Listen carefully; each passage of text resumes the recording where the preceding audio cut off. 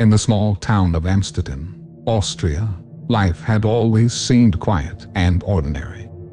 Neighbors knew each other, children played in the streets, and the Fritzl family was no different. Josef Fritzl was respected, a stern yet seemingly dedicated father who worked hard to provide for his family. His wife, Rosemary, was a devoted mother, always bustling about their home, making sure everything was in its place. But beneath the surface of this normalcy, a dark and horrifying secret lay hidden. On August 28, 1984, the Fritzl family was forever changed. 18-year-old Elisabeth Fritzl had disappeared without a trace. Rosemary was frantic, pacing the house and calling out for her daughter, but Elisabeth was nowhere to be found. As the hours turned into days, her worry grew into panic. The local police were brought in, and a missing persons report was filed.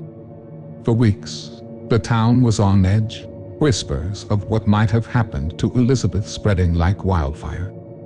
Had she been abducted? Had she run away? The uncertainty gnawed at everyone, but especially at her mother, who feared the worst. Then, just when hope was beginning to wane, a letter arrived. It was from Elisabeth. In the note, she claimed that she had left of her own accord, tired of the strict life at home and seeking freedom.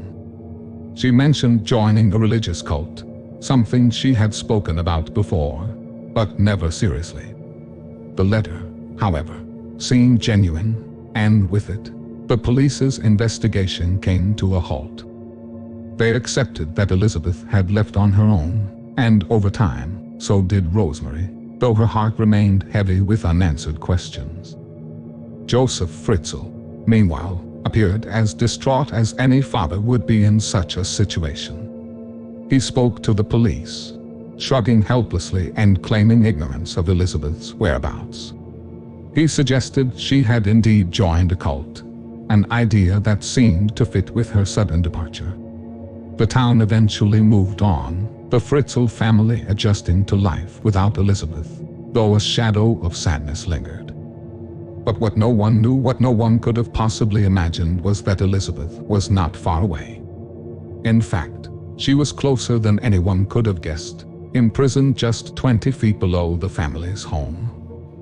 On that fateful August day, Josef had lured his daughter into the basement, under the pretense of needing help with a renovation. He had been preparing for this moment for years, meticulously designing a hidden cellar beneath their home. Once Elisabeth was inside, he quickly overpowered her, knocking her unconscious and sealing her fate. For the next 24 years, Elisabeth lived in darkness. The small, dirt-walled cellar became her world, a place where time lost all meaning. Josef, her father and captor, controlled every aspect of her life. He brought her food and water, just enough to keep her alive, but little else.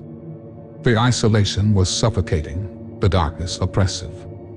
And when the visits turned from rare to regular, the true horror of Elisabeth's situation became clear.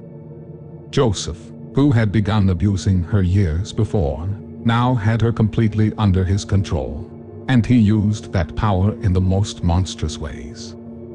In 1988, Elisabeth gave birth to her first child, a baby girl she named Kirsten. The birth was both a miracle and a curse. It brought life into a place of death, but it also meant that another innocent soul was trapped in the cellar. 2 years later, a second child, Stefan, was born. These children would grow up,